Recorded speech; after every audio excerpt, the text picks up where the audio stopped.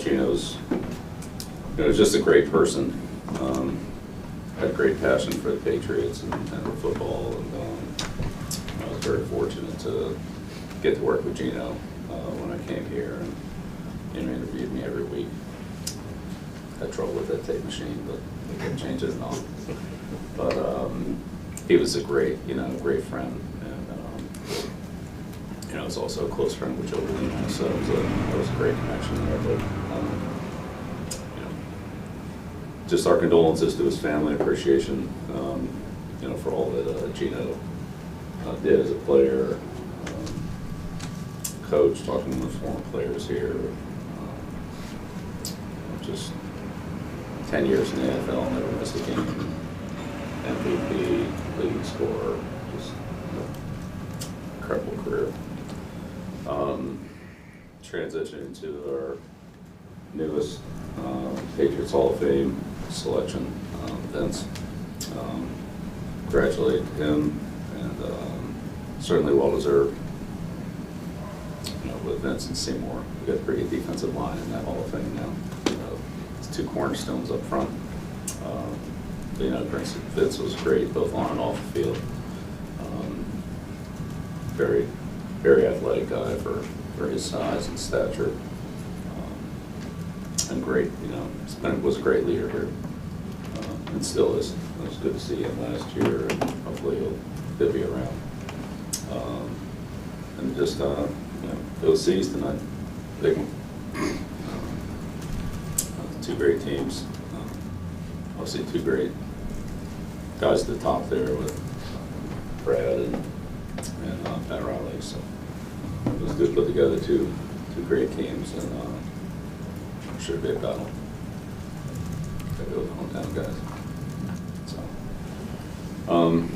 good to get on the field today, with our group, and we've had the phase 2 sessions, which have been productive.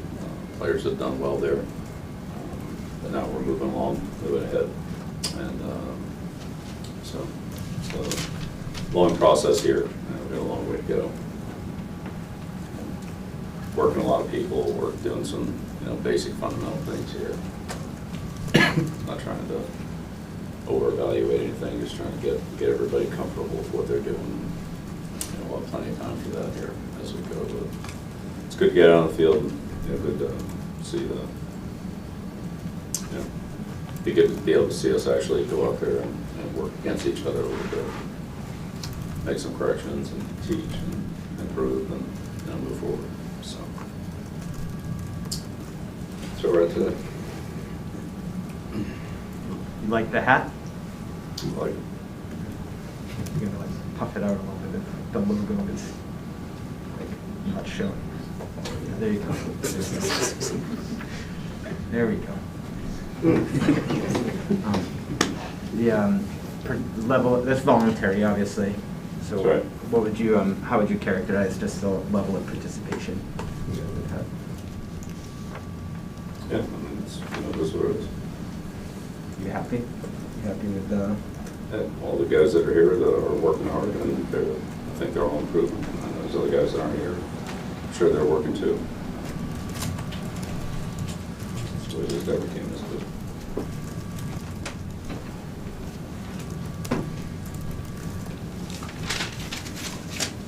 Bill, back in March when we spoke to you at the league meetings there, you talked a little bit about how you'd be working in conjunction with some of the other coaches on the offensive side. I know it's really early, but how has that process gone thus far with the time you guys have spent on the field? Good, yeah. I work with all the coaches. Just try to be involved in everything, so that's the head coach's job. Support all parts of the program. Have those jobs been specified for Joe and Matt in particular? They told us that Joe's been working with the quarterbacks and Matt a little bit with the offensive line, but those guys have titles. Yes. We have titles. Yeah, look, there's a lot of jobs that we have to do. We're all working on those things now. It's May. They'll change in June, they'll change in August, they'll change in September. So we're all to do the things timely that we need to do. And if you're asking about game plans, we're months away from that. Months.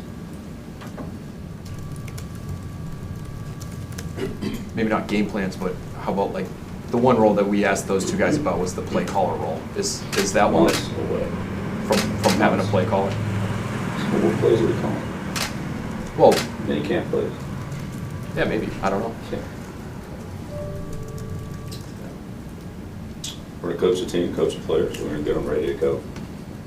We're gonna game plan, we have to game plan, play call, do all the things that we need to do and compete in games. Right now, we're months away from that. Is there a point where a guy who's going to have that role would need the time to prepare? Is that by the start of training camp? Is that? Yeah, of course. Do you have that date in your mind? No.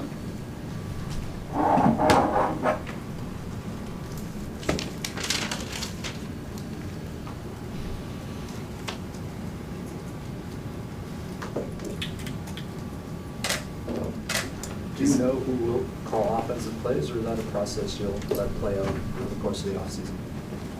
Yeah, when we get to it, we'll get to it.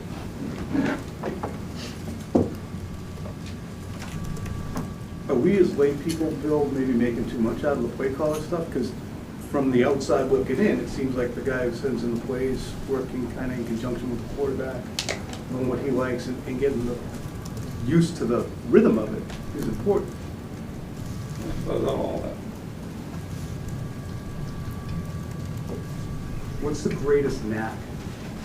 Not right. What's the attribute that you like to see from a play caller, whether it's Charlie or whether it was on down the line that Yeah. somebody does I well? don't know. We're all different. The execution of the plays, I think, are all more important than the plays themselves, so. I've called them, I've not called them. Call them, I've not called them. So is everybody else.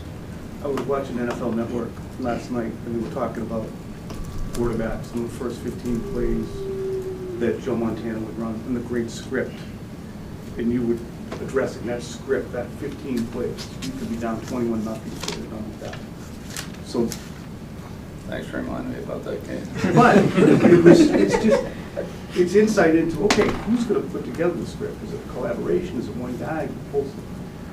That's why we're intrigued by it, because you in the past have made comment on how. Yeah, and I'm sure every staff's different. I'm sure on some staffs, one person puts it together. I'm sure on other staffs, there's probably 5, 6, 7 people working on it. I'm sure Bill had the final say on the script of the 49ers, but I think there was a lot of input there, just like there was with, Mike and Alex Gibbs in Denver and Howard and Tony and Peyton and whoever did it at Indianapolis. I wasn't on those staffs, so I couldn't really tell you. Did Josh kind of do almost all of it? That would be overstated. Yeah, I mean, here we are. It's like Josh was here for, I don't know, 15 years. Hmm. Which game do you want to talk about? Which year are we talking about here? The last 7 games of 2020. Yeah, exactly.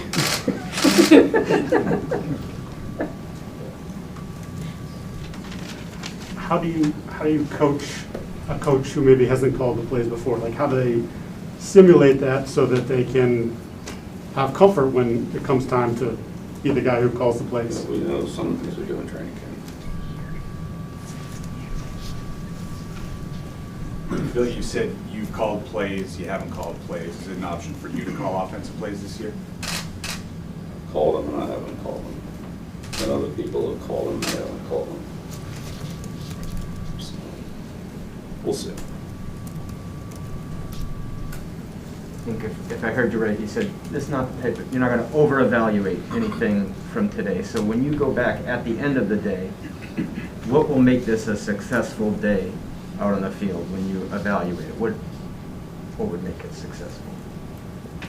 Well, we have a lot of players working out there, and so individually, we want each player to try to improve. It's an opportunity for us to work together in units and as a team in various forms. So hopefully we can improve as units and improve as, from a smaller unit to the bigger offensive, defense, special teams unit. It's our overall fundamentals. So, we're working on a lot of things out there. Individuals need to get better, or groups and units need to get better. progress in all those areas. Bill, in terms of the development of players from a conditioning standpoint, strength, particularly those in their first off-season program from season 1 to season 2, what are your general impressions of last year's rookie class and specifically MAC in terms of their physical development this past off-season? Yeah, well, again, it's like anything else. Player that works hard and puts a lot into it will get a lot out of it. We have a good program. Had a lot of success with our program. Guys that put a lot into it. See a lot of results. Some players are more naturally gifted than others. But regardless, if you put in hard training, and you'll get that results. Without pads Guys that on, are here, that's what that's really the guys that are here trying to improve their strength, their conditioning, their explosiveness, their flexibility, their habits in training. And that's what they're here for. And so they've all made a lot of progress. sorry for jumping the gun on that. Without pads on, Your last question was? without pads on, how do you evaluate, how the offensive linemen are improving, especially some of the young guys that you drafted this year, without them really being able to, play full-on live football? Yeah, like I said, this isn't really that big of an evaluation, especially at those positions. It's teaching, it's instruction, it's understanding, how to do things. There'll be an evaluation period, and that's when we'll really see how that works. Yeah, we're not gonna be able to do that out here for sure. Okay, nice to see you out there. Thank you. Thanks, everyone.